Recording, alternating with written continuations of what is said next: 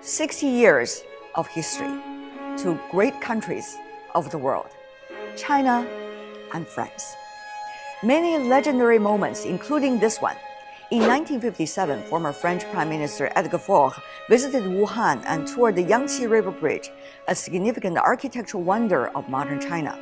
There he met Mao Zedong, the Chinese leader, who introduced his latest poem, Swimming to the Tune of 水调歌头, in which he wrote, "A bridge to soar across from south to north. The chasm will become a thoroughfare straight," referring to the Yangtze River Bridge connecting two towering mountains. Many believe it was a clear signal from China for more interactions with France. After returning to France, Edgar Faure wrote a book recalling the event and described the two great nations as two giant mountains that should be linked closer together for the benefit of the world.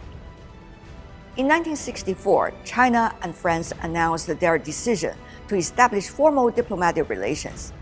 This news was described as a diplomatic nuclear explosion by some media reports then. Then the US Secretary of State described the event as ripped a slit in an iron plate. Over 60 years, China and France have both realized that the unique history of Sino-French relations has shaped the China-France spirit. We have a good understanding of each country. So for diplomatic relationship, it's a good situation.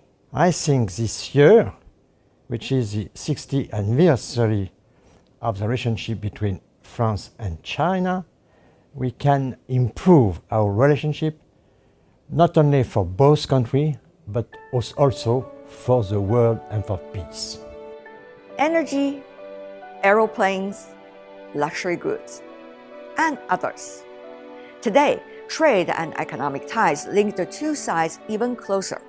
This is an old photo of Pierre Jardin walking down the Chang'an Avenue in Beijing in 1978, at the very start of China's reform and opening up, wearing a trench coat, the earliest breeze of fashion in the early days of China's reform and opening up.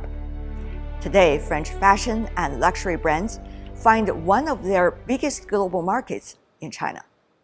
For L'Oréal, we've been in China for 26 years with Chinese leaders in our business, and we've always felt the support of the authorities, of the Shanghai authorities, of the Chinese government. So for us, doing in business in China has always been very stimulating because it's a demanding market. So we welcome the continuation of this reform.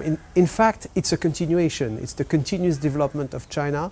Been there for 26 years, and I guess we'll be there for the next century. Looking more closely at France's investment in China also creates a similar impression. In 1923, it achieved a high-speed growth of 429.7% year-on-year. France is already China's third largest trading partner and third largest source of real investment within the European Union, and China is France's top trading partner in Asia.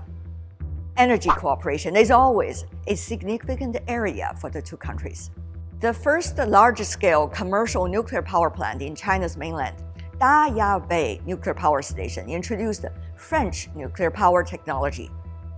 From the start of the construction in 1984 to the start of commercial operations in 1994, EDF participated in the design, construction, and operation of the station. Nowadays, the two countries continue to jointly invest in the construction of the Dongtai offshore wind power project, creating a joint venture in the construction of offshore wind power in China. In the old industrial area of Dunkirk in northern France, enterprises from China are also making significant contribution to creating the European Battery Valley. Green energy transformation is becoming a new shining example of Sino-French cooperation. Schneider Electric, for example, has built 5 R&D centers in China. We have numerous partnerships to work in China and outside of China. So most of what we sell in China is developed especially for China because China is so large and so specific. So there is really, China is for us a very autonomous organization within Schneider. In 1966, France became the first Western country to design an air transport agreement with China, and China's ties with the West have since entered the so-called Age of Air.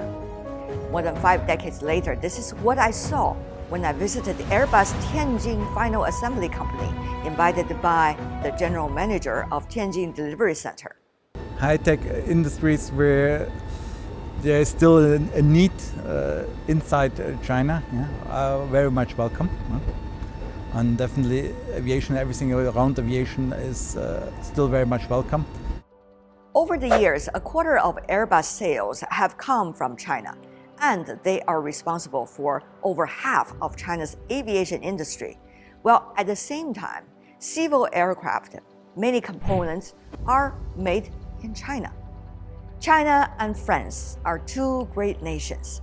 Some say in the complex world today, the two can be described as two shining stars converging from different historical trajectories, but intertwining and shining together in the sky of a shared future.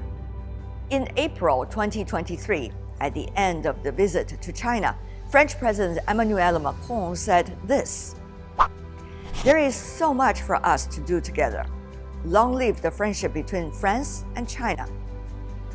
1 year later, the Chinese president is making a visit to France on the 60th anniversary of China-France relationship. Many believe it will be an important occasion for the two countries to continue enhancing their mutual understanding and trust.